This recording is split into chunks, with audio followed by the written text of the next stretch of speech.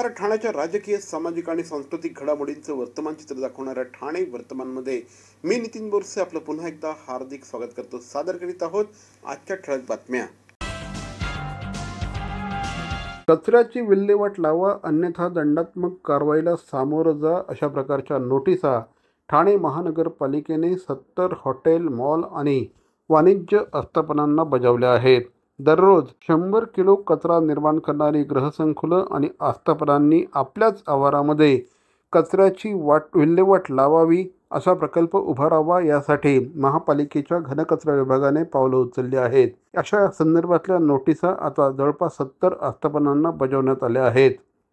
ठाणे महापालिका क्षेत्रातील 5000 चौरस मीटरपेक्षा अधिक बांधकामं असलेली तसंच दररोज 100 किलो कचरा निर्माण करणारी गृहसंकुलं आणि आस्थापनांना कचरा विल्हेवाट लावणं बंधनकारक करण्याचा निर्णय महापालिका प्रशासनाने घेतला आहे. या निर्णयानुसार पालिकाने या नोटिसा बजावल्या आहेत. या निर्णयांना गृहसंकुलांनी विरोध केल्यानंतर वाद रंगला होता.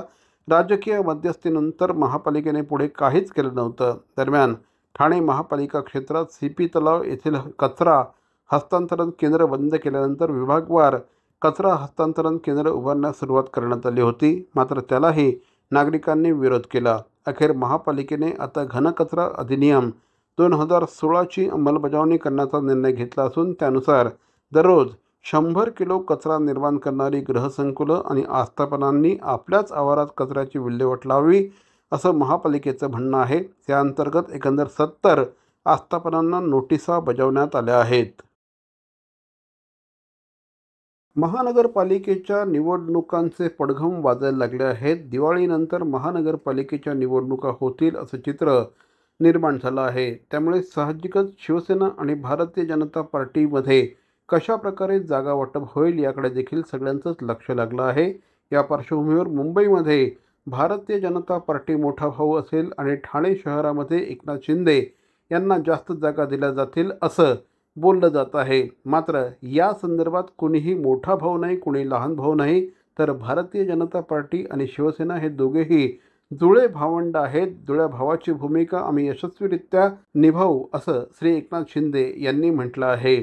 सह्याद्री अतिथीगृहावर झालेल्या बैठकांमध्ये काल एकनाथ शिंदे यांची उपस्थिती नव्हती. यावरनं पुन्हा एकदा एकनाथ शिंदे यांच्या नाराजीच्या बातम्या पसरल्या. मात्र कुठल्याही परिस्थितीत आपण नाराज नाही. वृत्तपत्राच्या आणि वृत्तवाहिनींच्या माध्यमातून या बातम्या चालवल्या जात असल्याचं देखील त्यांनी यावेळी सांगितलं. अजित पवार यांनी माझ्या ST महामंडळाला सहकार्य केलं आहे.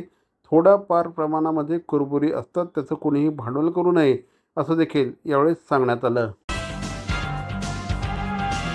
परिवहन मंत्री श्री प्रताप सरनाईक यांच्या ओवळा माजिवडा विधानसभा मतदारसंघामध्ये विविध विकास कामं आणि MMRDAच्या माध्यमातून होणाऱ्या रस्त्यांच्या कामाचा आढावा आज श्री प्रताप सरनाईक यांनी घेतला. ठाणे महानगरपालिकेच्या पेंडसे सभागृहामध्ये या कार्यक्रमाचं आयोजन करण्यात आलं होतं. यावेळेस ओवळा माजिवडा विधानसभा मतदारसंघामध्ये करण्यात येणाऱ्या विविध विकास कामांचा आढावा MMRDAच्या अधिकाऱ्यांसमवेत आमदार आणि परिवहन मंत्री श्री प्रताप सरनाईक यांनी घेतला. पावसाळ्याचे दिवस आहेत, त्यामुळे पावसाळ्यापूर्वी लवकरात लवकर ही कामं पूर्ण करावीत, अशा प्रकारचे निर्देश यावेळी श्री प्रताप सरनाईक यांनी दिले. CP Goenka International School, nurturing talent at young age for scholastics, sports and performing arts in global perspective. Proud to have world toppers and country toppers in 10th standard Cambridge examinations. Ranked the best emerging school by the Times of India for personality over percentage, CP Goenka is the intelligent choice. Thane महानगरपालिकेचे मालमत्ता कर म्हणजेच property tax भरण्याचे आवाहन.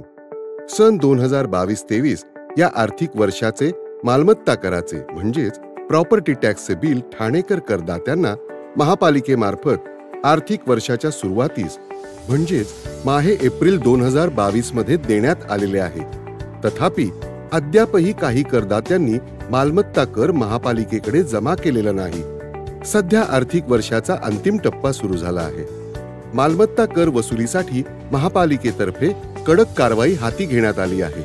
या अंतर्गत जंगम मालमत्ता, टीव्ही, फ्रीज, वाहन व इतर जप्त करणे तसेच स्थावर मालमत्ता वॉरंट बजावून जप्त करण्यात येत असून मालमत्तेचा जाहीर विक्रीद्वारे लिलाव करून कराची रक्कम वसूल करण्यात येत आहे. मालमत्तेस पाणी पुरवठा करण्यात येणारे नळ संयोजन खंडित करण्यात येत आहेत. त्याचप्रमाणे थकीत मालमत्ता करावर 2% व्याज आकारले जात असल्याने भरावयाची रक्कम वाढत आहे. आपला मालमत्ता कर propertytax.thanecity.gov.in या लिंकद्वारे तसंच गुगल पे, फोन पे, पेटीएम याद्वारे ऑनलाईन पद्धतीने करण्याची सुविधा उपलब्ध करून दिली आहे. शनिवार, रविवार व सार्वजनिक सुट्टीच्या दिवशी नागरिकांना मालमत्ता कर भरणे सोयीचे व्हावे याकरता महापालिकेचे मालमत्ता कर संलग्न कार्यालय या दिवशी कार्यान्वित ठेवण्यात आलेले आहे. तरी मालमत्ता कर वसुलीची अप्रिय कारवाई टाळण्याच्या दृष्टिकोनातून मालमत्ता कर भरून महापालिकेस सहकार्य करावे. धन्यवाद.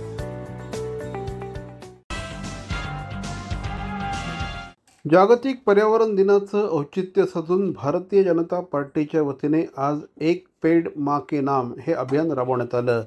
याचा शुभारंभ आज आमदार श्री संजय केळकर, जिल्हाध्यक्ष श्री संदीप लेले, श्री राजेश मडवी यांच्या उपस्थित करण्यात आलं. कामगार हॉस्पिटल येथे या कार्यक्रमाचं आयोजन करण्यात आलं होतं.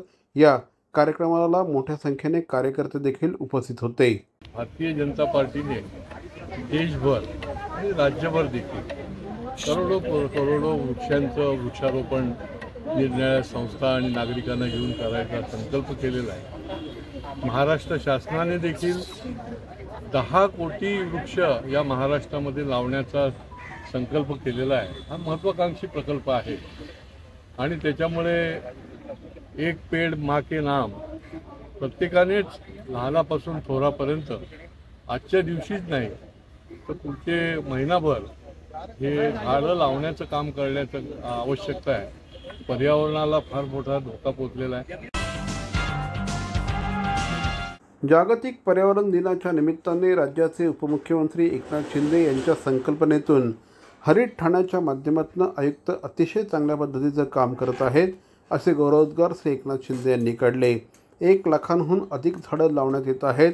ठाणे महानगरपालिकेचा हा संकल्प कौतुकास्पद असल्याचं देखील त्यांनी सांगितलं. रेमंडच्या धर्तीवर बांबूच्या झाडांची लागवड आणि अनेक वृक्षांचं रोपण आज करण्यात आलं. यावेळेस उपमुख्यमंत्र्यांनी पर्यावरणानिमित्त ठाणेकरांना आज शुभेच्छा देखील दिल्या. महानगरपालिकेच्या वतीने शून्य कचरा मोहिमेला सुरुवात करण्यात आली आहे. विकासाच्या दृष्टिकोनातून काही मार्ग काढावे लागतात, ही वस्तुस्थिती नाकारता येत नाही असं देखील यावेळेस त्यांनी सांगितलं. झाडं तोडली नाही तर विकास देखील होऊ शकत नाही. आवश्यक त्या ठिकाणी झाडं तोडली जात आहेत. कमीत कमी वृक्षतोड होईल अशा प्रकारचं काम आपण करत आहोत असं देखील यावेळेस महापालिकेच्या वतीने स्पष्ट करण्यात आलं. तर मंडळी, या होत्या आजच्या ठळक बातम्या. आजचा एपिसोड आपल्याला कसा वाटला आम्हाला जरूर कळवा. आमचा पत्ता आहे Dadoji Konde stadium, shop number 16, Khatan road, Thane पश्चिम. दूरध्वनी क्रमांक 9820939420. तर मग पुन्हा भेटू उद्या याच वेळी याच ठिकाणी ठाणे वर्तमानमध्ये. तोपर्यंत धन्यवाद. जय हिंद, जय महाराष्ट्र.